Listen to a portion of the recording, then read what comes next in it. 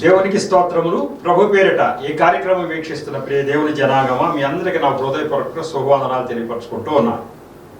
ఈరోజు 154వ ఎపిసోడ్కి వచ్చాం. ఇది ప్రార్థనా టీవీ మచిలీపట్నం. ఇది సబ్జెక్ట్ నా దర్శనాల్లో. ఈ యొక్క ఎపిసోడ్లో ఎక్కడ స్టార్ట్ అవ్వాలి అనేది మీకు లైట్గా చెప్తే ఇదివరకు ఎక్కడికి అయ్యింది అని మీకు తెలుస్తుంది. కాబట్టి ఇదివరకు ఒకే కోవలో వచ్చినటువంటి దర్శనాలన్నీ మీకు చెప్తూ వస్తున్నా. నా మొత్తం 100 దర్శనాల్లో ఒకే కోవలో వచ్చిన ఒక 30 పైన దర్శనాలు ఉన్నాయి. ఏమిటి అంటే, నా పిలుపు సాధారణమైన పిలుపు కాదు, ఒక స్వార్థికుడు అనే పిలుపు కాదు, ఒక సంఘ కాపరి అనే పిలుపు కాదు. ఇది ప్రవక్త పిలుపు.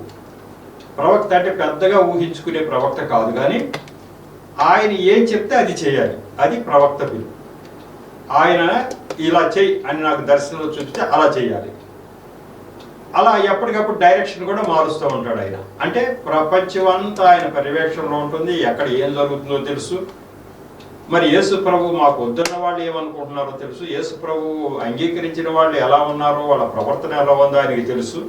కాబట్టి ఎప్పటికప్పుడు ఆయన మాట్లాడాలనుకున్న విషయాలు ఒక ప్రవక్త ద్వారా మాట్లాడిపించాలి. మనకి బైబిల్ గ్రంథం అంతా అంతే. ఆయన ఏదైనా మాట్లాడాలనుకుంటే ఒక ప్రవక్తని ఏర్పాటు చేసుకున్నాం. అలాగే ఇప్పుడు ఈ దేశ కాలమాన పరిస్థితులన్నీ మారుతూ వస్తూ ఉంటాయి కదా.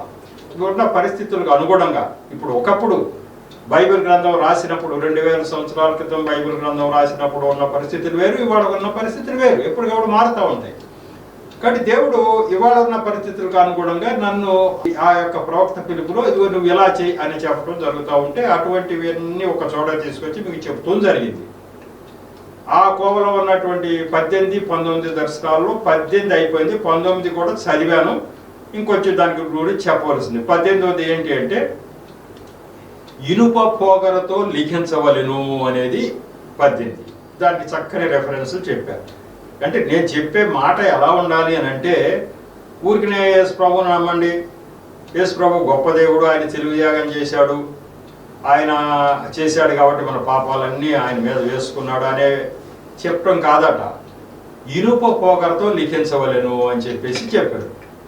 ఇది ఎట్లా ఇనుప పోగరతో లిఖించవలని దానికి సంబంధించిన వాక్య రెఫరెన్స్ యోగు గ్రంథంలో ఏనాడు యేసు ప్రభు వారి ఈ లోకానికి మానవ రూపంలో రాకముందు 1500 సంవత్సరాల క్రితం రాయబడిన యోగు గ్రంథంలో యేసు ప్రభు వారు ఆ యొక్క గ్రంథంలో ఆయనతో చెప్పించాడు. ఏమనంటే, నా మాటలు ఇనుప పోగరతో లిఖించబడవలనని ఆ మాటలు అక్కడ ఉన్నాయి. అంటే నేను చెప్పే మాటలు అట్లా లిఖించబడాలి అని అప్పుడే చెప్పడం జరిగింది. కాబట్టి ఆయన మాటలు ఇప్పుడు మళ్ళీ నాకు అదే చెప్తున్నాడు. ఇనుప పోగరతో లిఖించవలెను నీ మాటలు అన్నాడు. అంటే అర్థం ఏంటి? ఒకసారి నేను చెప్పానంటే మీ హృదయాల లోపలికి వెళ్ళిపోవాలి అవి. మీరు ఇక జీవిత పర్యంతం ఆ మాట మీ మనసులో హృదయంలో నాటుకుని అనేక మందికి మీకు చెప్పాలి. అట్లా చెప్పాలి, అది నా స్టైల్ అని చెప్తా ఉన్నారు. అందుకే నేను మీకు విస్తారంగా దాన్ని సాగదీసి మరీ చెప్పడానికి కారణాలు ఏంటంటే, మీ మైండ్లోకి ఎక్కించే పూచి నా మీద పెట్టాడు దేవుడు. అందరిలాగా తరుముకుంటూ వెళ్ళడానికి వీలేదు. ఇనుప పోగరతో లిఖించవలెను అనేది చెప్పేస్తే దానికి ఉన్న రెఫరెన్స్లు అన్నీ చెప్పేశాను. అట్లాగే ఇనుప పోగర అయిపోయిన తర్వాత దర్శనంలో ఒక మాట చూపించాడు ఆయన. రొట్టె ముక్కలు, అది చదివా, అంతవరకు చదివా. ఆ రొట్టె ముక్కలు అనేది అది చక్కగా ఉంటుంది. ఎలా అంటే, నేను వెళుతూ ఉంటే నా ప్యాంటు జేబుల నిండా రొట్టె ముక్కలు ఉన్నాయి. నేను వెళుతూ దారి అంతా రొట్టె ముక్కలు తీసుకుని ఈ చేత్తో ఆ చేత్తో అట్లా వేసుకుంటూ వెళ్ళిపోతున్నా. ఎక్కడెక్కడి నుంచో దగ్గర సుమారు మైల్ దూరంలో ఉండి కూడా ఎక్కడి నుంచో రకరకాల పక్షులు, జంతువులు, వివిధ రకాలైనటువంటి అన్నీ వచ్చేస్తున్నాయి. ఈయన వస్తున్నాడు, మన కోసం ఏదో తెస్తున్నాడు, ఏదో వేస్తాడు అనే ఆశతో వచ్చేస్తాయి కదా. మీరు బాగా ఆలోచించండి. ఏ పక్షులకైనా మీరు ఈరోజు ఆహారం వేస్తే మళ్ళీ మనం కనపడగానే మనం వేస్తామేమోనని అవన్నీ వచ్చేస్తూ ఉంటాయి. అట్లా ఉంది ఆ సీన్ అంతా. నేను అన్ని రకాల జంతువులు, పక్షులు అన్నీ వచ్చేస్తున్నాయి. ఈ జేబుల్లో ఎన్ని మొక్కలు ఉంటాయి అంటే ఎంత తీసినా వస్తున్నాయి జేబుల్లోంచి. రొట్టె మొక్కలు, కమ్మటి వాసన, అసలు అది తీస్తుంటేనే చక్కని వాసన, కమ్మగా ఉంది ఆ వాసన. అవి ఇట్లా వేసుకుంటూ వెళ్ళిపోతుంటే అవి తృప్తి ఎక్కడెక్కడ నుంచో వచ్చేస్తున్నాయి. నేను వెళ్ళిన దూరం అంతా నేను ఇట్లా వేసుకుంటూనే వెళ్ళిపోతున్నా. ఇది దర్శనం. మరి ఈ దర్శనం గురించి వాక్యం ఒకటి చెప్పినట్టుగా నాకు గుర్తు ఏంటంటే దేవుడు ఇలా చెప్పి చేయిస్తాడని. వాక్యం ఏం చెప్పారంటే దీని గురించి దేవుడు ఇలా చెప్తాడు. ఇర్మియా గ్రంథంలో ఇర్మియా గారు అలా చెప్పాడు 18-19 వచనాల్లో. అబ్బాయి నువ్వు లేచి ఆ ఇజ్రాయేల్లో పెద్దలందరూ తీసుకుని కుమ్మరింటికి తీసుకెళ్ళి అక్కడ ఆ కొండ ఎలా తయారవుతుందో చూపించు అని చెప్తాడు. ఆ మట్టి పడిపోతుంటే మళ్ళీ వేయటం అంతా చూస్తాడు. ఇగో ఇది చూశారు కదా, దేవుడు ఇలా మీరు తప్పిపోతుంటే సరైన దారిలోకి రమ్మని మరి నాబోటి ప్రవక్తల ద్వారా చెప్పిస్తున్నాడు అబ్బాయి. ఆయన ఉద్దేశం ఏంటంటే సరైన షేప్లో కొండను తీసుకురావాలని అని చెప్తాడు. అయిపోయిన తర్వాత ఈయన చెప్పాడు అదే మాటలో, ఎలవాయాను ఇలాగే చెప్తావులే అన్నారు, అంతే, దాన్ని పట్టించుకోవాలా. అప్పుడు మళ్ళీ దేవుడు రెండోసారి మళ్ళీ దర్శనం చూపించాడు. ఈయన అంటాడు, మొరపెడతాడు, అయ్యా మరి నేను ఎంత చెప్పాను వాళ్ళు ఏం వింటలేదు, ఇక నువ్వు శిక్షించేసుకోవటం మంచిదని. సరిగా తప్పదులే అని చెప్పేసి ఈసారి మళ్ళీ ఒక దర్శనం చూపించి వాళ్ళ శిక్ష తప్పదని కూడా చెప్పి మరి చేస్తున్నా అని చెప్పేసి ఓ కూజాను కొనయ్యా, కొండను కొను, బజార్కి వెళ్ళి, అంటే కొండ తయారైపోయి కాల్ చేసి గట్టి పడిపోయిన కొండను కొను, ఈ పెద్దలందరినీ తీసుకుని మన బెన్ హినోమ్ అనేటువంటి లోయ దగ్గరికి తీసుకెళ్ళు అన్నాడు. కానీ ఈ కొండ ఎందుకు కొన్నావు, ఎందుకు, ఏం చేయాలి అనే చెప్పలా. వాళ్ళకి ఏం చెప్పాలి చెప్పలా. ఆడికి వెళ్ళిన తర్వాత చెప్తానులే అన్న. వీళ్ళు కూడా అడుగుతారు కదా, రండి అని కొండ కొని తీసుకెళ్తుంటే ఏంటి కొండను కొని తీసుకెళ్తున్నావు, ఏంటి సంగతి, మేమేం చేయాలి, ఏంటి అంటే ఏమో నాకు తెలియదు, దేవుడు ఎట్లా అన్నాడు వాళ్ళతో మరి అక్కడ చెప్తాడట అన్నాడు. అంటే దేవుడు ప్రవక్తల నోటి ద్వారా ఎప్పటిది అప్పుడే మాట్లాడతాడు. ముందుగా చెప్పేస్తే ఈ నెల చెప్పడానికి వీలవలా, ఏం చేయాలో అక్కడ చెప్తా అన్నాడు. అక్కడ తీసుకెళ్ళిన తర్వాత దేవుడు ఆయనతో పలికిన మాట అప్పుడు విని చెప్తాడు. ఇదిగో ఇట్లా చెప్తున్నాడు దేవుడు. ఏం చెప్తున్నాడు అంటే ఈ కొండ పగలగొట్టేయమన్నాడు, ఇదిగో మీ ఎదురుగానే పగలగొట్టేశాడు. ఇప్పుడు ఈ పెంకులు ఉన్నాయి కదా, ఈ పెంకులన్నీ చేర్చి కొండను ఎవరైనా తయారు చేయగలరా అడగమన్నాడు. అడుగుతున్నాను. కుమారి దగ్గరికి ఈ పెంకులన్నీ తీసుకెళ్దాం, దీన్నే మళ్ళీ కొండలాగా చేయమంటే చేయగలరా, చేయలేడు అన్నారు. మీ అందరూ చూశారు కదా. అట్లాగే మట్టి పచ్చిగా ఉన్న రోజుల్లోనే మీకు నా ద్వారా చెప్పిస్తే మీరు వినలేదు కదా. ఇప్పుడు ఆయన చేయబోతున్న కార్యం ఏంటంటే కొండను పగలగొట్టినట్టు మిమ్మల్ని పగలగొట్టేస్తాను అని చెప్తున్నారు. జనం అందరూ చచ్చిపోతారు. ఇది బెన్ హినోము లోయ, ఇది హత్య లోయ అనబడుతుంది. శవాలన్నీ ఇక్కడ తీసుకొచ్చి పూడ్చిపెట్టబడతాయి రాబోయే కాలంలో. అంటే దేవుడు అసలు శిక్ష విధించబోతా ఉన్నాడు. 70 సంవత్సరాల చేరకెళ్ళే ముందు ఇర్మియా ప్రవక్త యేసు ప్రభు వారు ఈ లోకానికి నరావతారంలో రాక ముందు 600 సంవత్సరాల క్రితం జీవించాడు ఇర్మియా గారు. అప్పుడు మీకు తప్పదు ఇవన్నీ అని చెప్పే సందర్భాలు అన్నమాట. అప్పుడు చెప్తున్నాడు. ఎంత చెప్పినా మీరు వినలేదు కాబట్టి ఇక తప్పదు అంటాడు. నిజంగా కొద్దిగా ఒక 5-10 సంవత్సరాల ఇటుగా రానే వచ్చేసింది ఉపద్రవం. అనేటువంటి రాజు, బబులోను దేశపు రాజు వచ్చేసాడు. చాలా మంది చచ్చిపోతారు. అప్పుడు ఆ లోయ అంతా కూడా అనుకున్నట్టుగానే శవాలతో నిండింది. అది జరగబోతా ఉంది. కారణం ఏంటంటే మీరే అని చెప్పిస్తాడు అక్కడ. అంటే దేవుడు ప్రవక్తల ద్వారా అప్పటికప్పుడు చెప్పిస్తూ ఉంటాడు. ఇప్పుడు నన్ను రొట్టె ముక్కలు విసిరేయమన్న సందర్భానికి ఇంకా విషయాలు ఉన్నాయి. ఈ రొట్టె ముక్కలు విసిరేయమంటున్నాడంటే ఈ రొట్టె ముక్కలు ఏంటి, అన్నీ వచ్చి చేసేది ఏంటి అంటే అప్పుడు అర్థం చేసుకునేది ఏంటంటే కుల మత వర్గ భేదాలు లేకుండా, ఒక ప్రాంతం అని ఒక జాతి అని అట్లాంటి భేదాలు లేకోకుండా అందరూ వచ్చి తీసుకునే విధంగా ఈ యొక్క రొట్టె ముక్కలు వేయమన్నాడు. ఈ రొట్టె ముక్కలు ఏంటంటే అంతకు ముందే 4 నెలల క్రితం నేను ఈ బుక్ రాయటం జరిగింది.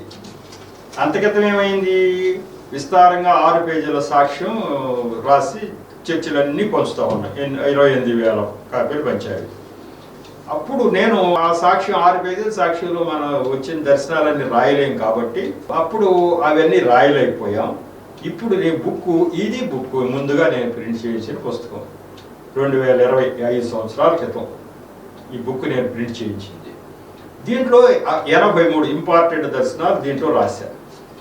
అంటే ఈ దర్శనం చదివితే అవన్నీ కూడా కమ్మటి వాసన కలిగినటువంటి రొట్టె ముక్కల కింద ఉన్నాయి. అవన్నీ అవి చదివిన ప్రతి వాడికి కూడా ఈ దేవుడే కరెక్ట్ అని అర్థమయ్యే విధంగా ఉంది. అలాగే నా సాక్ష్యం కూడా నేను రాసినటువంటి 6 పేజీలలో రాసిన సాక్ష్యం ఉంది, మొత్తం అంతా దీంట్లోకి తీసుకొచ్చేసాను. ఆ సాక్ష్యం కూడా అట్లాగే దాని నిండా కూడా జ్ఞానం, ఎవరిని కూడా యేసు ప్రభువును నమ్మండి అనే పదాలు దాంట్లో లేవు. దాంట్లో ఉన్నదల్లా ఒకటే. నేను ఒకప్పుడు నిష్ఠాగరిష్ఠుడైనటువంటి ఒక హిందువుని. మరి నేను ఈ జ్ఞానం పొంది చూచిన తర్వాత దేవుళ్ళు అనేవాళ్ళు అనేకులు లేరని, ఉన్నది ఒకే దేవుడని, ఆ దేవుడు బైబిల్ గ్రంథంలో దేవుడేనని, మిగతా వాళ్ళు అసలు కానే కారని నాకు తెలిసి నేను యేసు ప్రభువుని అంగీకరించాను తప్ప ఇంక ఏ ఇతర కారణమూ లేదు నేను యేసు ప్రభువుని అంగీకరించడానికి. ఇంకో కారణం ఏంటి అంటే ఆయన ఒక్కడే దేవుడు అనే కాక ఇదిగో ఈ దేవుడి ద్వారానే నేను ఆ యొక్క పరలోకం పొందగలను, కానీ ఇంకా ఏ రకంగానూ కూడా నేను ఆ యొక్క నరకాన్ని నుంచి తప్పించుకోలేను.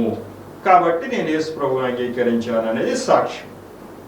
ఆ దేవుడు ఏమైనా చేశాడా నాకంటే ఏమి చేయడా, కొత్తగా ఇచ్చింది ఏమీ లేదు.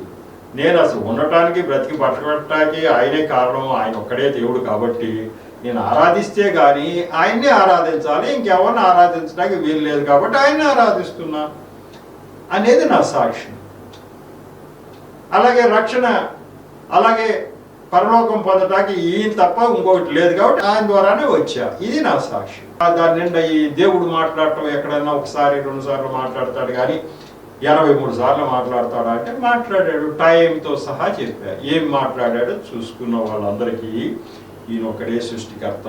ఈయన క్రైస్తవుల గురించి మాట్లాడటల్లా ప్రపంచ ప్రజలందరి గురించి మాట్లాడుతున్నాడు. ఈ దర్శనాల నిండా కూడా 30 దర్శనాలు అన్యజనుల గురించి ఆయన ఆవేదన చెందుతూ ఉన్నాడు. అన్యజనులు అంటే యేసు ప్రభు మాకు వద్దు అన్నవాడు, వాళ్ళ గురించి ఉన్నాయి దర్శనాలు. ఇదేంటి, మన దేవుడు కాదు కదా, మన గురించి ఏమన్నా మాట్లాడితే మన దేవుడు మాట్లాడాలి కదా, ఈయన మాట్లాడుతున్నాడు ఏంటి, మనకు కూడా ఈయనే దేవుడా ఏంటి అసలు అని ఒక ఆలోచన రావడానికి ఈ బుక్ చాలా ఉపయోగపడటం జరిగింది. ఈ బుక్ అయిపోయింది. ఈ బుక్ అయిన తర్వాత ఇక పుస్తకాలన్నీ పంచుతా ఉన్నా. ఈ రొట్టె ముక్కలు పంచడం అనేది ఎందుకు వచ్చింది అంటే, కాపీలు అయితే 6 పేజీల సాక్ష్యం కాపీలు అయితే ఒకటి అడిగితే 2 బాగా ఇచ్చేసావు. 400-500 కాపీలు వేసుకెళ్ళేవాడిని ఒక ఆదివారం వచ్చి. ఎన్ని కావాలంటే అన్ని ఇచ్చేసేవాడు. మరి పుస్తకం అంటే ఖరీదు కదా, ఉచితం కదా ఇవ్వాలి. ఎన్ని అంటే అన్ని ఇచ్చేట ఇలా కూడా కొంచెం ఆచితూచేసుకో. చర్చిలో ఒక 20 పుస్తకాలు 25 పుస్తకాలు అలా ఇచ్చుకుంటా వస్తున్నా. కానీ దేవుడు ఏమంటాడు, అసలు రొట్టె ముక్కలు ఇయ్యేనయ్యా బాబు, దీని నిండా కమ్మటి సువాసన కలిగినటువంటి విజ్ఞానం ఉంది. ఇవి నువ్వు ఆ చేత్తో ఈ చేత్తో వేసేయాల్సిందే అన్న. అమ్మో, ఇవి కూడా ఎలాగే పనిచేయాలా, రైట్ పనిచేద్దాం ఇక్కడ నుంచి అని చెప్పి మరి నేను ఇక అప్పటి నుంచి కూడా కాస్త ఎక్కువ సంఖ్యలో ప్రతి చర్చిలో ఒక 40-50 అట్లా పంచుకుంటూ వచ్చేస్తాను. నిజం చెప్పాలంటే 14,000 పుస్తకాలు, 14,000 పుస్తకాలు మరి నేను ఇప్పటికి పంచింది. పుస్తకం ప్రింట్ అయింది 2020 ఆఖర్లో, అంటే 2021 నుంచి స్టార్ట్ పంచడం. 4 సంవత్సరాల్లోనే 14,000 కాపీలు వెళ్ళి అంటే ఒక సంవత్సరానికి 3,500 పుస్తకాలు నేను ఉచితంగా పంచుకుంటే వెళ్ళిపోతున్నాను. సంవత్సరానికి 3,500 చొప్పున. ఎక్కడన్నా కానీ ఇయే రొట్టె ముక్కలు నువ్వు ఇస్తారని ఇచ్చే అబ్బాయి అంటున్నాడు, ఇచ్చేస్తున్నావు. సొంత ఖర్చులు అన్నాడు, సొంత ఖర్చులతో చేస్తున్నావు. సర్వతగ్గది ఏమన్నా కానీ ఆయన చెప్పాడు చేస్తున్నావు అంతే. ఇక ఎక్కడ 1 రూపాయి తీసుకోవటానికి లేదు, ఏ కానుక తీసుకోవటానికి లేదు. నువ్వు సొంత ఖర్చులతో చేయాలని ఆయన ఆదేశం. ఇక్కడ జీతం లేదబ్బాయి, లేదు. అందరికీ ఉంది జీతం, నీకు లేదు. మళ్ళీ అందరికీ అనుకునేవు అది కూడా చెప్పాడు. అందరికీ ఉంది జీతం, నా పని చేసేవాళ్ళు అందరికీ ఇక్కడ జీతం ఉంది, నీకు మాత్రము లేదు ఇక్కడ అన్నాడు. మరి ఎక్కడ ఉందంటే అక్కడ ఉందన్నాడు. అది వేరే దర్శనం. అది ప్రత్యేకత. నా యొక్క ప్రత్యేకత ఏంటంటే ఒక ప్రవక్త పిలుపు. ఆయన ఏం చెప్తే అదే చేయాలి. అందరూ కానుకలు తీసుకున్నారు, మనం ఎందుకు తీసుకోవట్లేదంటే ఆయన మనల్ని ప్రత్యేకపరిచాడు. ఇక నువ్వు ఎలా ఉండాలి అన్నాడు అంతే. దాంట్లో నిగూఢమైనటువంటి అర్థం వేరే ఉంది చాలా. అనేక మందికి తెలియాలి. దేవుడు ఆత్మచేత నింపబడి కూడా సువార్త ప్రకటన చేస్తారు, వాళ్ళ లాభం గురించి కాదు అని తెలియాలి. అందుకే అది అట్లా జరుగుతూ వచ్చింది. మరి ఇప్పుడు చెప్పేది ఏంటి, రొట్టె ముక్కలు పంచడం అనే దాని మీద. ఏంటి ఈ రొట్టె ముక్కలు పంచడం, మరి విపరీతంగా పంచమంటున్నారు అంటే మనం పంచుతూ ఉన్నాం. మరి దీనికి ఏంటి వాక్య రెఫరెన్స్లు ఉంటాయంటే వాక్య రెఫరెన్స్లు కాదు, కానీ ఇవి పంచడం ద్వారా మరి చాలా దూరం, చాలా చోట్లకి ఈ యొక్క బుక్ వెళ్ళిన చోట ప్రతి చోట కూడా మరి చాలా స్పందన వచ్చింది. ఒక ఆవిడైతే నాకు ఫోన్ చేసి ఆమె అసలు నిజంగా ఏడుస్తూనే చెప్పింది, ఏంటి మీకు చెప్పాలి ఇవన్నీ ఏంటి అంటే, అయ్యా దేవుడు మిమ్మల్ని ఏర్పరచుకుని మీరు ఈ బుక్ రాయించారు, మీతో మీ బుక్ మా చేతికి వచ్చింది. యాక్చువల్గా మా చర్చికి వచ్చి మీరు సాక్ష్యం చెప్పలేదు, కానీ వేరే ఒక చర్చికి వచ్చి సాక్ష్యం చెప్పి బుక్స్ పంచారంట. ఆ బుక్ నా చేతికి వాడిని చుట్టం దొరికింది, నేను చదివాను. అయ్యా ఇంత విజ్ఞానం మరి రంగరించి పోసారు మీరు, దేవుడు ఆత్మ చేత ఇది జరిగింది, అది మమ్మల్ని మాకు ఈ జ్ఞానం అబ్బాలనే మీరు చేశారు అని చెప్పి చెప్పడం జరిగింది. ఏంటి ఈ జ్ఞానం అంటే, మేము 30 సంవత్సరాలుగా చర్చికి వెళ్ళే మనుషులు అండి. మేము మీరు ఇచ్చినటువంటి జ్ఞానము ఈ 30 సంవత్సరాల్లో ఎక్కడ కూడా వినలేదు, మాకు దొరకలేదు. ఎందుకు అంటే చర్చికి వెళతాము, ప్రతి సండే వెళతాము, కానీ దాంట్లో బైబిల్లో ఉన్న వాక్యాలే చెప్తారు, చాలా వివరంగా విస్తారంగా చెప్తారు. మీటింగ్స్ పెడతారు, సువార్త మీటింగ్స్, అక్కడ కూడా పెద్ద పెద్ద దైవజనులు వస్తారు, ఈ వాక్యాలే ఇంకా వేరే వేరే కోణాల్లో చెప్తారు తప్ప మీరు స్పృశించినటువంటి అంశాలు ఎవరు మాకు చెప్పలేదు అన్నారు. నేను స్పృశించిన అంశాలు మాటలు కాదు, ఇవి అవి కాదు, అనేక కోణాల్లో నేను తీసుకెళ్ళడం జరిగింది. ఎట్లాంటి కోణాలంటే, ఆ యొక్క నరకము పరలోకము ఉందంటానికి రుజువులేంటి, చూసి వచ్చిన వాళ్ళు ఎవరన్నా ఉన్నారా? అనేక మంది భక్తుల ఆత్మలు తీసుకెళ్లి దేవుడు చూపించి వచ్చారు, వాళ్ళు బుక్స్ రాశారు, ప్రపంచవ్యాప్తంగా అన్ని దేశాల్లో. అటువంటి వారు మరి 7 భక్తుల చరిత్రలు ఉన్నాయి దాంట్లో. అలాగే అసలు ఆయన ఇంక ఏ లాభం ఆశించకుండా ఆయన ఒక్కడే దేవుడని గ్రహించి వచ్చిన వాళ్ళు నేను ఒక్కడే కాదు, ఇంకా కొంతమంది ఉన్నారని ఒక 7 భక్తులు పెరిగి, వీళ్ళందరూ కూడా వాళ్ళ స్వలాభం కోసం రాలేదు, ఆయన ఒక్కడే దేవుడని వచ్చారు, ఆయన ఒక్కడే సృష్టికర్త అట్లా రాయటం జరిగింది. నేను ఎన్నో రుజువులు తీసుకొచ్చాను, ఆయన ఒక్కడే దేవుడు అంటాకి, మిగతా వాళ్ళు అసలు దేవుళ్ళే కారు అంటాకి ఎన్నో రుజువులు తీసుకొచ్చాను. ఇదంతా జ్ఞానం. కాబట్టి ఇది ఎంత నేను గ్రహించిన జ్ఞానం. ఈ జ్ఞానం ఎవరైనా గ్రహించవచ్చు. అయితే యేసు ప్రభువును నమ్మమనే పదాలకు నేను పెద్దగా వాడాల్సిన అవసరం లేదనే విషయం మొదటి నుంచి నాకు అంతరాత్మ ద్వారా చెప్తూనే ఉన్నారు. అయితే అది 2 సంవత్సరాల క్రితం దర్శనంలో కూడా బయలుపరిచేశారు. యేసు ప్రభువును నమ్ముతారో నమ్మరో అసలు అది దానికి నాకు సంబంధమే లేదు, మీ ఇష్టం, అది దేవుడికి మీకు ఉన్న లింక్ అది, అంతే. మీకు ఇష్టమైతే నమ్మండి, లేకపోతే లేదు. కానీ జ్ఞానం అయితే ఇవ్వమని పని కట్టుకుని మీకు అన్ని రకాలుగా జ్ఞానం ఇవ్వమన్నాడు. ఇనుప పోగొరతో లిఖించవలను అన్నాడు, ఇట్లా చెప్పాడు. ఇట్లా రొట్టె మొక్కలు వేసుకుంటూ వెళ్ళినట్టు నా బుక్స్ అందరికీ అందజేసేమన్నాడు. అందజేస్తున్నా. దీని నిండా జ్ఞానం ఉంటుంది. దీంట్లో మిమ్మల్ని యేసు ప్రభువును నమ్మమనే పదం ఉండదు. ఇది తీసుకుంటే నమ్మాలేవని మీరు కంగారు పడక్కర్లేదు. దీన్ని మీరు చూచి మీ ఇష్టం, ఈ కావాలో వద్దో. నాకైతే నాకు అబ్బిన జ్ఞానం ద్వారా ఈయన నమ్మాలి అని నాకు అనిపించింది, నేను వచ్చా. మీకు అనిపించలేదనుకో, ఈ జ్ఞానం అంతా పొందిన తర్వాత కూడా యేసు ప్రభువును నమ్మవలసిన అవసరం లేదని మీకు అనిపించింది అనుకో, నమ్మొద్దు, మీ ఇష్టం. దాని వచ్చే పర్యవసానాలు కూడా ఉన్నాయి. అవి ఆ పర్యవసానాలు మేము నమ్మమండి అంటారు. ఓకే, మీ ఇష్టం. నేను నమ్ముతున్నా, ఈ పర్యవసానాలు ఉంది. నేను ప్రభువును నమ్మకపోతే నరకానికి వెళ్ళాలి, ఇది నేను నమ్ముతున్నా ఈ రుజువుల ద్వారా. మీరు నమ్మరు, నమ్మకపోతే మీ ఇష్టం. అట్లాంటి స్టైల్లో తీసుకెళ్తా వచ్చా. కాబట్టి ఇప్పుడు విస్తారంగా ఈ రొట్టె ముక్కలు వేసేవి మరి ఎంత దూరం వెళుతున్నాయి అంటే, ఈ బుక్స్ వెళుతున్నాయి. నా సాక్ష్యం అనేక చోట్ల మీ అందరికీ తెలుసు. సాక్ష్యం అయితే 600 చర్చిల్లో చెప్పాను, మరి బుక్స్ అయితే మరి ఇప్పటికి 14,000 దాకా అయింది. అలాగే కాపీలు, కరపత్రాలు, 6 పేజీల కరపత్రాలు 28,000 వరకు వెళ్ళినాయి. అవి ఇప్పుడు జరిగేది ఏంటి అంటే, ఈ మధ్య 1 సంవత్సరం క్రితం నాకు ఒక దర్శనం వచ్చింది. ఇది లింకు చేసి చెప్పాల్సి వచ్చింది, లింకు. ఎందుకంటే దానికి సంబంధం ఉంది. అందుకే 1 సంవత్సరం క్రితం ఒక దర్శనం వచ్చింది. నా సాక్ష్యం 2,70,00,000 మందిని ప్రభావితం చేయబోతుందని ఒక దర్శనం చూపించాడు దేవుడు కలలో. 2,70,00,000 మందిని ప్రభావితం చేయటం అంటే 2,70,00,000 మందికి నేత్రం తెరవబడతా ఉంది.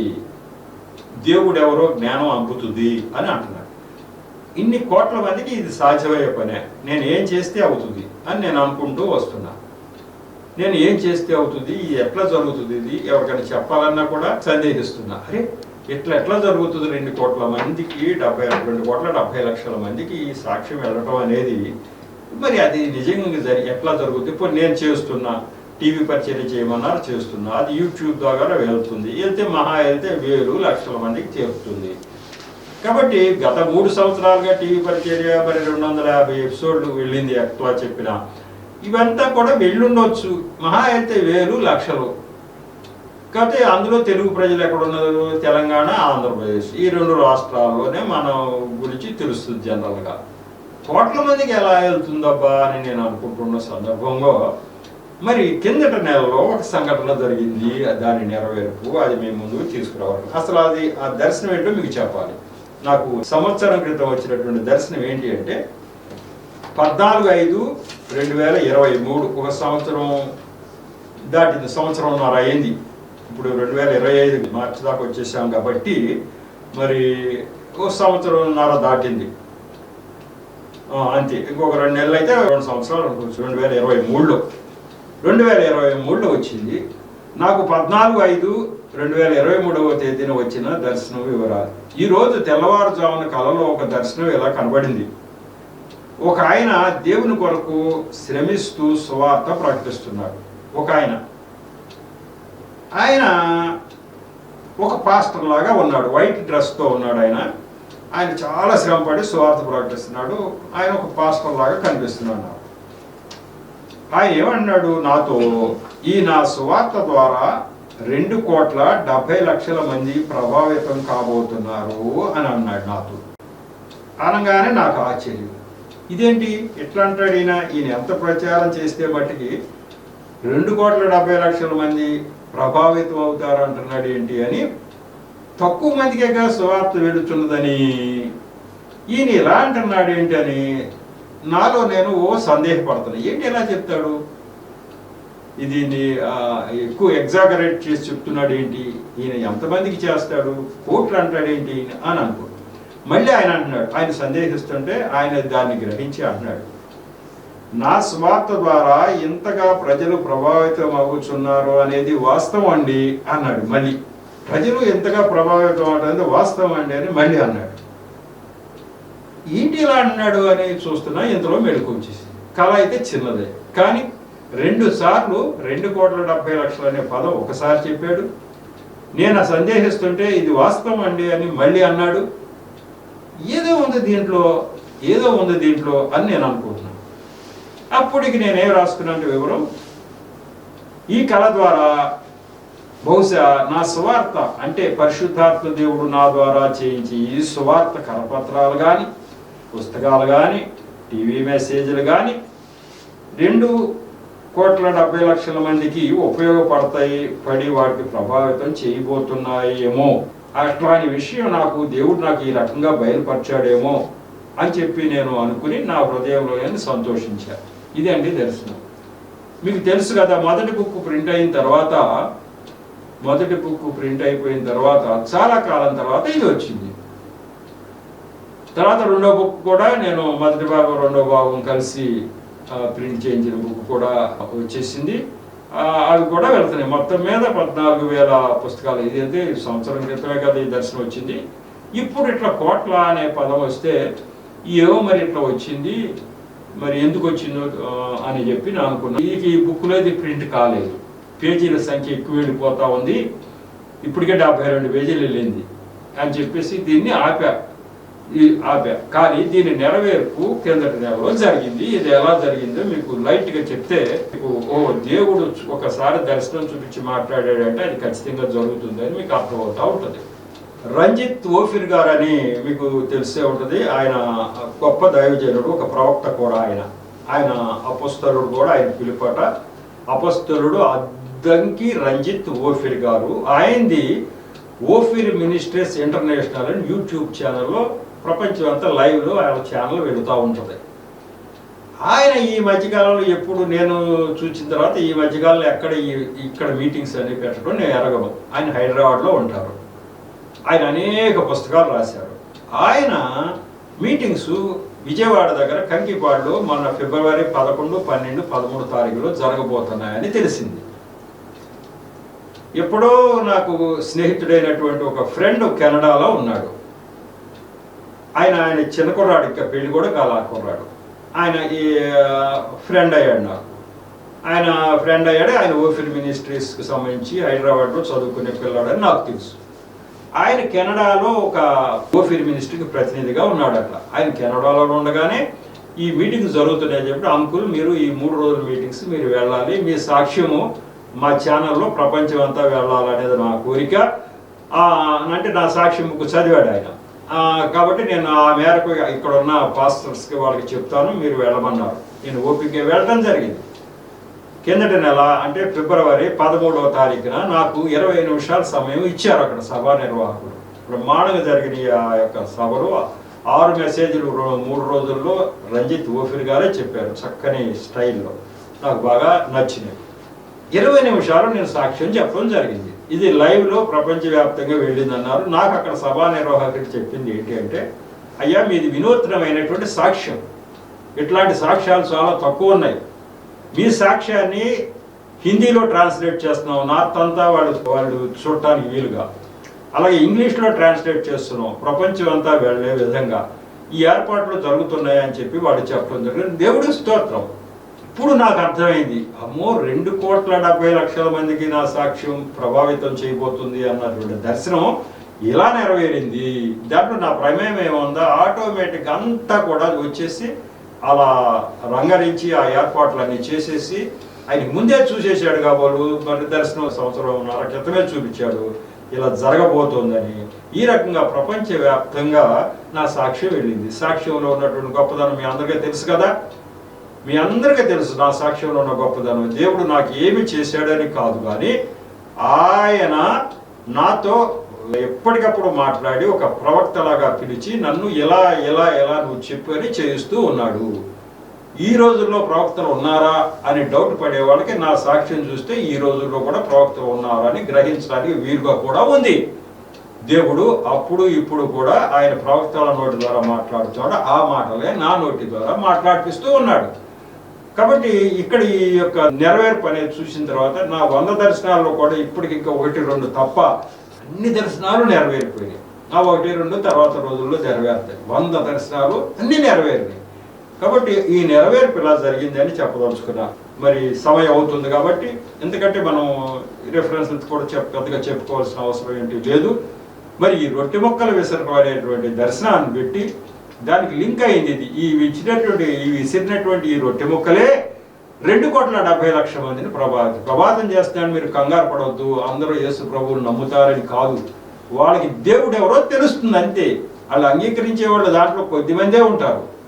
దేవుడు ఎవరో తెలిసిన వాళ్ళు కోట్ల మంది ఉన్నారు, కానీ వాళ్ళు అంగీకరించడానికి వాళ్ళకి ఎన్నో శక్తులు, వాళ్ళ సాతాన శక్తులు అడ్డుపడతాయి. అందరూ ప్రభువు నమ్మరు, కానీ దేవుడు ఎవరో తెలుస్తుంది.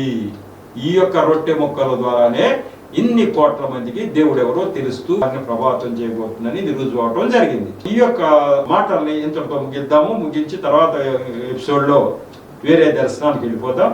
ఈ దర్శనం అయితే ఇంతటితో ముగిద్దాము. దేవుడి యొక్క సాక్ష్యాన్ని మాటలను దీవించును గాక. చిన్న ప్రార్థన చేసి ముగిస్తా. కృపగల దేవ, మహాపరిశుద్ధుడా, ప్రేమగల తండ్రి, ప్రభువా మీకు వందనాలు స్తోత్రాలు చెల్లించుకుంటా.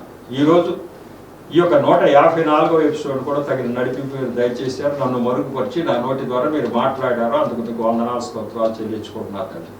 అలాగే వింటున్న బిడ్డల హృదయాలు తెరిచి విషయాన్ని గ్రహించే శక్తిని దయచేసి, మీరు ప్రభువా సృష్టికర్త అయిన దేవుడు, మీకు అసాధ్యమైనది ఏదీ లేదు అని రుజువుపరచబడినటువంటి ఈ యొక్క సాక్ష్యాన్ని, మాటల్ని అనేక మందికి చేరవేసి, ఈ దేవుడే నిజమైన దేవుడని వారు ప్రభువా అనేక మందిని ప్రభావితం చేయలాగున ప్రేరేపించండి, ఆశీర్వదించండి. అలాగే ప్రభువా ఈ పరిచర్యను దీవించండి. ఈ యొక్క ప్రసారాలు వీక్షిస్తున్న ప్రతి బిడ్డను దీవించండి. టీవీ యాజమాన్యము, దీనిలో పనిచేస్తున్న బిడ్డలు, అలాగే నన్ను నా పరిచయం దీవించి ఆశీర్వదించమని మా ప్రభువును రక్షకుడైన యేసు నామములో పరమ తండ్రిని ప్రార్థించి వేడుకుంటున్నా తండ్రి. ఆమేన్. మరొకసారి మీ అందరికీ నా హృదయపూర్వక శుభవందనాలు తెలియపరచుకుంటూ ఉన్నాను.